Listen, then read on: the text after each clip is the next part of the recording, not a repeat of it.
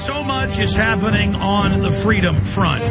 We had Charlie Sheen on Sunday announcing the winner of 20 Minutes with the President, the video contest exposing 9/11 truth. Jesse Ventura was on Larry King Live talking about 9/11 being an inside job last night. His new TV show is set to premiere tomorrow night, 10 p.m. Eastern, 9 p.m. Central on True TV. Everywhere people are talking about global government and the New World Order. There is a ultra-massive awakening taking place across the globe. Now, 9 days ago, I put out a video release breaking down the basics of ClimateGate. The head UN Climate Center insiders leaked thousands of emails, hundreds of documents, the computer code with notes by the computer programmers in the code about here's how we carry out the fraud, the earth is getting colder, here's how you fool the data, here's how you hide the decline as we've been ordered to do. They gave it to other countries. Now New Zealand has been caught manipulating their numbers to fit. Now we have the official United Nations documents that are in an article written by Paul Joseph Watson. Bombshell, UN documents outline plan to use ClimateGate crooks and end run around national sovereignty. And in here they talk about how to go out and politically get control of all the scientists. This was years ago. How to get them on the payroll for world government. How this is world communism, how it's meant to shut down freedom, how they've got to do this by stealth, that it's to set it up so the UN can make all the world rules and make all the laws. The UN itself, a private holding company for private central banks engaged in a private corporate takeover of the planet. This article is so important. And then secondarily, in the UN documents that have just now surfaced, that the UN admits are theirs, this is all admitted. They talk about how to take over your children. And then we see Al Gore giving speeches to elementary kids about don't listen to your parents. You teach them that the earth is dying. We've got to have the tax. He's all over TV promoting it. He's in dramas, sitcoms, the news.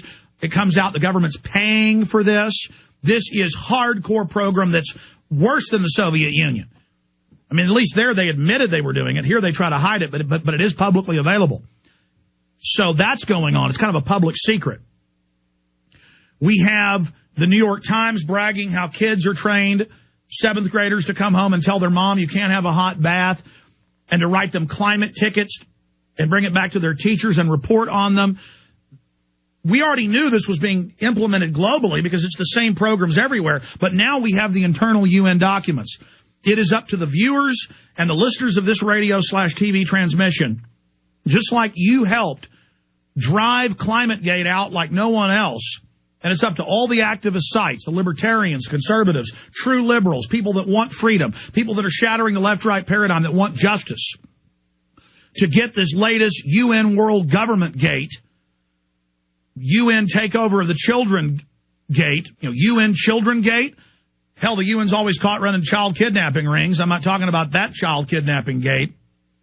But this child takeover, this brainwashing gate, from Australia to Canada to England to the U.S. to Germany, it's global, to Japan. We are under global management. They're just admitting the world government now. Mike Rivero of WhatReallyHappened.com joining us from Hawaii via video Skype. Mike, I mean, the magnitude of these documents. First, I want to get your take on how we help push this out to everyone to show how the UN in their own documents is talking about how they recruited scientists to fix the data. This completes the circuit of fraud from NASA and the U.S. government to the UN to England. And so, A, how do we get this out? B, your take on ClimateGate and these latest revelations, as just like with Watergate or something, the deeper we dig, the worse it gets. Yeah, it is absolutely a monumental scandal right now, and it is important to get all of this information out there. It is important to get to people who normally do not get their news off the Internet and get this to them as well. We're in an absolute war. It is an information war right now. The corporate media, with the exception of Fox News and a couple of individual organizations like Wall Street Journal, is covering this with a great deal of fairness and objectivity. But for the most part, the corporate media is still trying as hard as they can to to put a lid on this. They're still trying to sell Copenhagen is a good thing. They're trying to get this through. It's a bum's rush. They're trying to get it done as fast as they can before the rest of the world wakes up to what's going on. And just talking to everybody, posting everywhere, flood the net, call your newspapers, just get in their faces and let them know there's a huge monumental fraud going on here.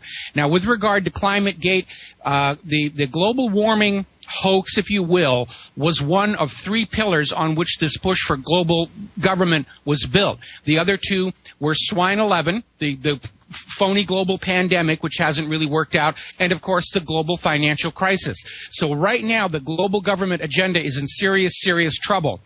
They see this fight over ClimateGate as possibly being the final battle, because if the global warming hoax becomes exposed to the whole public and that pillar collapses, then the whole global government agenda is going to start unraveling and coming apart.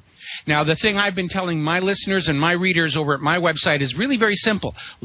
For everybody who ever said, oh, the government doesn't engage in such massive conspiracies, you've got one right in front of you, staked out for all the world to see. And after you look at this with government, the media, and it wasn't just Hadley's CRU, New Zealand's Climate Research Center has been compromised, NOAA has been caught fudging their data. It is truly a massive conspiracy to trick the people of the world into accepting the yoke of global taxation and global government. Look at this and then ask, what else have they been lying to us about? And more importantly, if they get away with it this time, what else will they lie to us about in the future? And Mike, expanding on a point you just made, there's all these famous FBI hidden video clips of the mafia in New York and New Jersey and Illinois meeting around pool tables or in bars, talking about murders they've committed, talking about whores they're running, talking about drugs they're bringing in, talking about cops and judges they're buying. We have that with the ClimateGate emails and the computer program with the notes. For those that don't know computer programs, if there's glitches in them or designed fraud, there'll be internal manuals, just like Diebold got caught with the programs with internal messages to how to manipulate things. They have been caught in spades, red-handed, across the board, in premeditated fraud from the head UN climate change facility that they chose, who would announce the benchline fraud, and then everyone else in UN-controlled academia would then line up and parrot that and fix their data along with it. And now we have the latest UN documents where they're talking about fixing the data with all the regional groups. I mean, this is a giant 30-year takeover program that is now blowing up before our eyes, and this is beautiful. Yeah, it absolutely is. This is Mother Nature telling Al Gore, booga booga, because obviously the Earth has been cooling for the last 9 to 10 years. It forces them to talk about hiding the decline, because if you think about what is really invested, I mean, look at all the people who have put their own personal fortunes into these new green industries. Al Gore is heavily invested in his brokerage. Obama is hooked in with this Chicago Climate Exchange operation. They've all put their money into it. It's the new big money maker. Plus, you've got the global government agenda. There are trillions of dollars on the line here, and they're seeing it all blow up in front of their faces just because the Earth happened to get cooler. Well, these people didn't become rich and powerful by letting a little thing like the truth get in their way. So they're out there just trying to propagandize this thing. They're already out there spinning, saying, well, okay, we caught a few bad scientists, but we have all this other data which says what we wanted to say here. But common sense has to tell you, if you have 10 reports that all say the same thing, and one is a proven fraud, then the other 9 are going to be a fraud as well. And then we have the latest UN document, internal document, not for publication, which the UN confirms has now been released, where they're going back over the last few years, getting all their scientists lined up, recruiting them like secret agents to be part of this political takeover for global governance. We have them red-handed. Yes, we absolutely do, and people should be very, very angry about this, not only because of the push for global enslavement, because when you talk about taking taxes away from people on the basis of a hoax and giving nothing back, that's slavery. I mean, they're going to be in there raking in the trillions of dollars in carbon taxes and saying, yeah, we're saving you from global warming. Give me the money. We're saving you from global warming here. It's a hoax, and that is a form of enslavement. It is a covert form of enslavement, but it is still planetary enslavement. That's what they're trying to do. And people should be furious about this. Right now, anger is the appropriate survival response. And I just want to point out to everybody that we've been right about this all along. We have been here telling the truth, that it was a fraud, that it was for global government, that it was a way to wage war against humanity. It was a way to give us carbon credits with national ID cards to track everything we were saying and doing. And we were only going off their own documents. Now they're caught out in the open because now they're to the point of where they can't deny it anymore because they're openly taking over. And right at their weak point, when they were going from denying it to admitting it, this blows up in their face.